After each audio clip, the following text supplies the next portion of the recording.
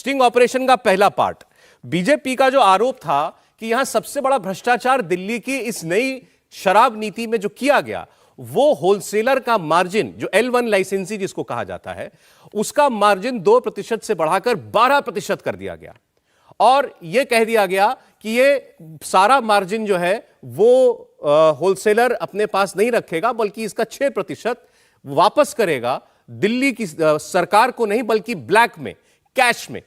आप देखिए ये शख्स कुलविंदर मारवा, आरोपी नंबर 13 सनी मारवा के पिता, स्टिंग ऑपरेशन में क्या कह रहे हैं। वैसे उन्होंने जो खेल खेले उन तो दसना ही है ना कि ना एवं खेल खेल रहे हैं। खेल तो 12% जनवन है, तो दो रानी कहां से है? और शुरू में जो लेते हैं उन्होंने वो मोटे लोड की सी 12 पर थोड़े गाड़ी का ट्रक आया, 12% पैसे मिलेंगे 6 शुरू कीजिए। शुरू तो कोई क्वेश्चन ही नहीं ना, वो तो वैसे प्यार ना तुम जो दे दो तो साढ़े दिन तो पहले वही दे देंगे जड़े विचले गए सी विचोले। हम विचोले अंदर अंदर जो दिता है तुसी तो विचोलिया ਨੂੰ ਹੀ ਦਿੱਤਾ ਹੋਏਗਾ ਨਾ। सर ਅਸੀਂ ਵਿਚੋਲਿਆਂ ਨੂੰ ਕਿਉਂ ਦੇਵਾਂਗੇ? और साढ़े जब सैटल होगी 6% जो जो सी आएगा तो ले जाने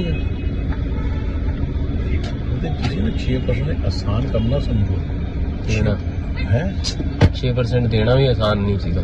सुन लो, आज गाड़ी को माल आया 100 करोड़ का है, तो 12 करोड़ रुपया तो कमीशन आ गई, 6 करोड़ काला करके हमें देगा 10 छो। हाँ वही होते दिक्कत सी सारी।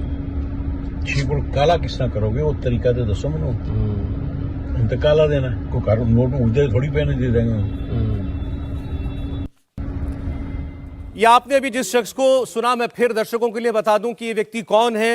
ये रहा जो आरोपियों की लिस्ट है एफआईआर में से, दिल्ली पुलिस सीबीआई ने जो एफआईआर की है उसमें जो आरोपी नंबर 13 है Sunny Marwa, authorise signatory messrs Mahadev liquors, आगे पता भी लिखा हुआ है। और ये सनी मारवा के बारे में एफआईआर कहती क्या है वो भी मैं आपको बता देता हूं। सनी मारवा के बारे में एफआईआर ये कहती है कि Messrs Mahadev liquor is a proprietorship firm granted L1 license. Sunny Marwah is an authorized signatory of the firm. आगे ये लिखते हैं कि सनी मारवा जो आरोपी सरकारी अफसर या अधिकारी हैं उनके साथ नजदीक संबंध में थे और उन्हें इन्होंने फायदा पहुंचाया, यानी सरकारी अधिकारियों को फायदा पहुंचाया, ये सनी मारवा पर आरोप है। और इनके पिता कुलविंदर मारवा को आप सुन रहे थे, ये कह रहे हैं कि 12% का खेल जेन्युइन है मनोज जी। और ये कहते, फिर इनसे एक प्रश्न होता है कि आप तो बिचौलिए को पैसा देते होंगे, तो बोले बिचौलिए को क्यों देंगे जब 6% तय हो गया?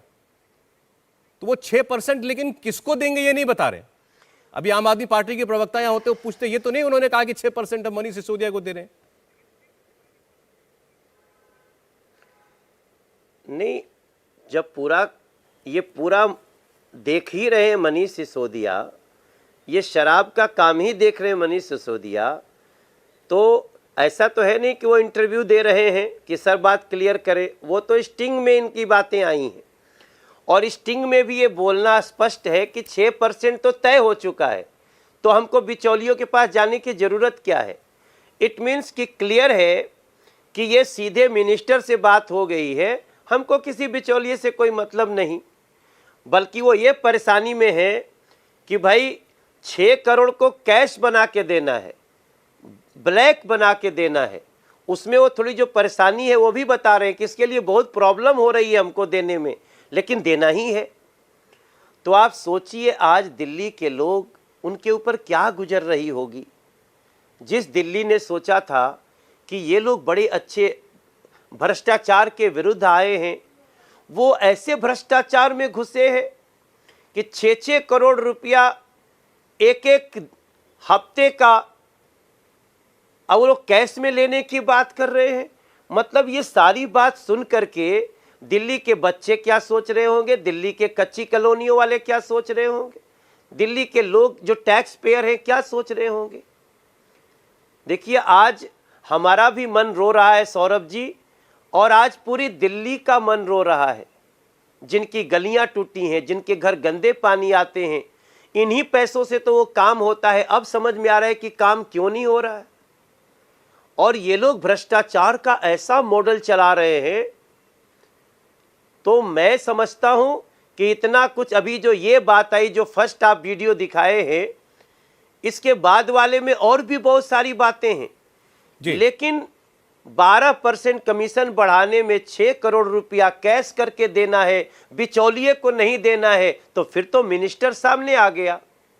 इंडिया टीवी हर वक्त हर जगह डाउनलोड करने के लिए सर्च करें India TV news Google play store या ऐप स्टोर पर।